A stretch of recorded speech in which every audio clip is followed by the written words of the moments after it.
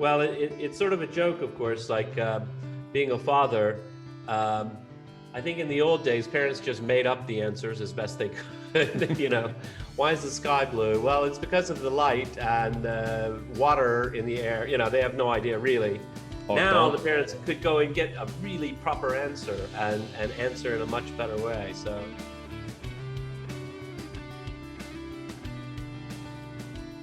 Wikipedia is now 20 years old, an incredible project, but it isn't written for children. I'm mainly thinking of children between 6 and 12 years.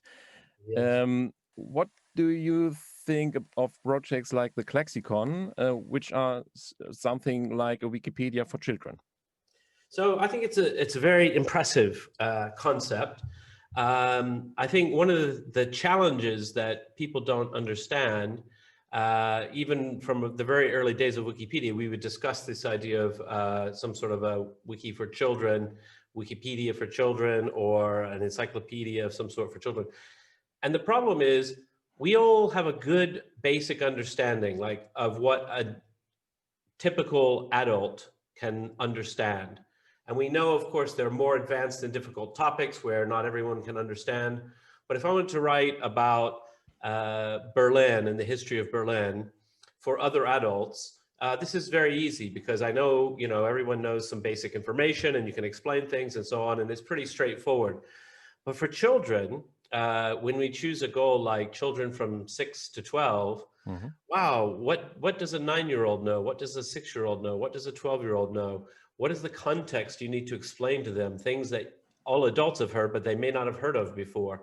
And so I think it's a fascinating challenge that requires a lot more work, actually, and a lot more thoughtfulness around how you're presenting the material. So that's what I think about it. It's pretty cool.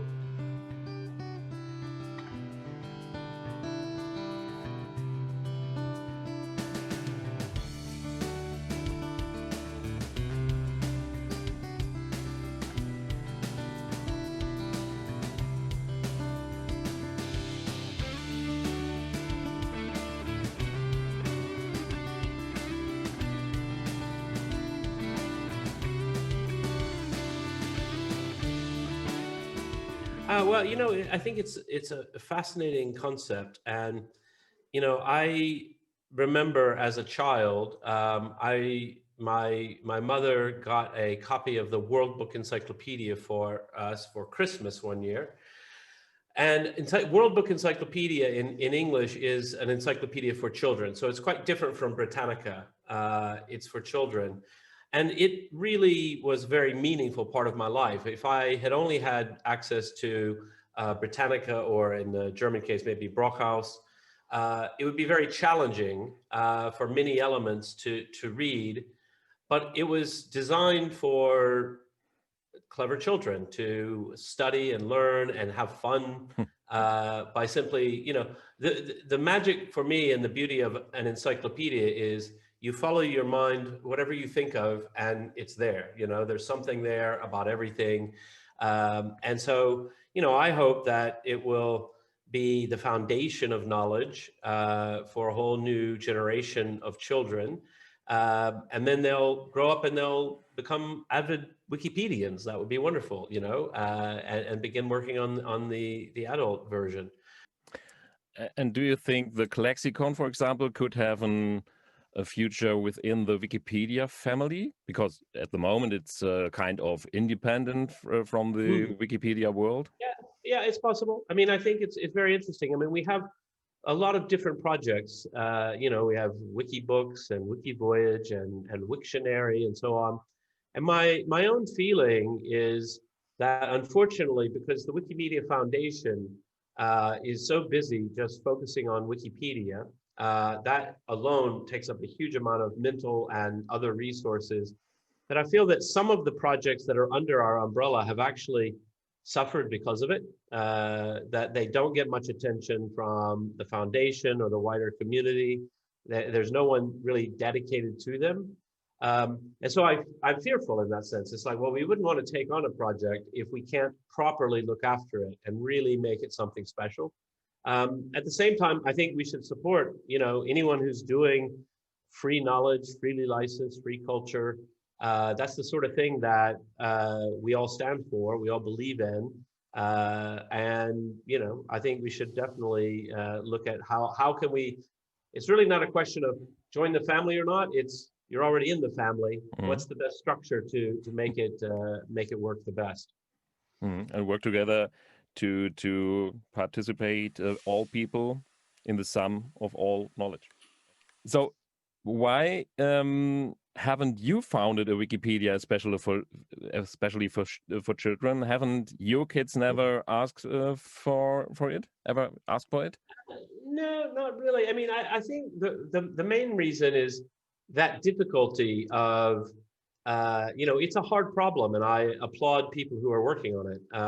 You know, just in terms of thinking about how do you, you know, particularly around certain issues that are socially complicated. So how do you answer certain socially complicated issues, say around human sexuality, at what age, and different parents have different views, and you know, I have my views, and you know, Wikipedia, of course, is for adults, and so these issues don't come up. How do you sensitively handle kind of frightening issues? So never mind human sexuality. What about issues around violence in the world? How do you present that to children in a way that they can begin to grow and learn and understand without being afraid of life and afraid of the world? It's hard. I mean, you knew this, you're working on it. And so when you're writing something, it doesn't mean it's impossible, right? It just means the sort of thing where you might just bluntly write something for an adult, you might want to say, okay, this is a 6-year-old possibly reading this. They're going to be sort of alarmed to find out about certain facts of history. They need to learn those facts of history, but we need to present it in a way that is gentle and feels like, okay, you know, you're learning something, don't be afraid. Mm-hmm. Yes, we tried it the last 6 years to do it. Would you have thought 20 years ago that your idea would work, a free dictionary for everyone in this world? Well, I always say I'm pathologically optimistic, so I did believe it could work. There's an old joke in that we used to say in German Wikipedia, because in the very early days, we had a lot of the volunteers were Germans, a lot of the software developers were Germans. It was a big, it just says Wikimedia Deutschland is now the largest chapter. And so the joke was it took an optimistic American to believe it could happen, but it took Germans to figure out how to make it work. So I think it takes a mix of everything. It would be great if you would continue to support the Klexikon with words, with ideas, to support the Klexikon on its way, on its path. For example, by mentioning the Klexikon in other interviews in the next time as a part of a modern education in elementary schools. Would that be possible? Yeah, well, I'll see what I can do. Yeah, why not? It's great. And by the way, we are currently testing to transfer the of the proven Klexikon concept and content in German language, not in English, into English. First results are on myklexikon.org. We are working together with German schools abroad, for example, in San Francisco, San Diego, London, and Boston. French and Italian maybe follow next. Could this be the right way to put it from German in English, or it's better to start new? I mean, I think being open to new while at the same time leveraging what you have is always great. I mean, one of the great things about free culture is everyone's free to take and repurpose and reuse. So if you have a base of things and you have a group of people who would find it interesting and fun to do some translating and some building, I think that's a great idea. But also be welcome to newcomers. So great. And Jimmy, you are invited to write a new article in myklexikon.org. Jimmy, thank you very much for the interview. Lovely. Thank you. Thank you.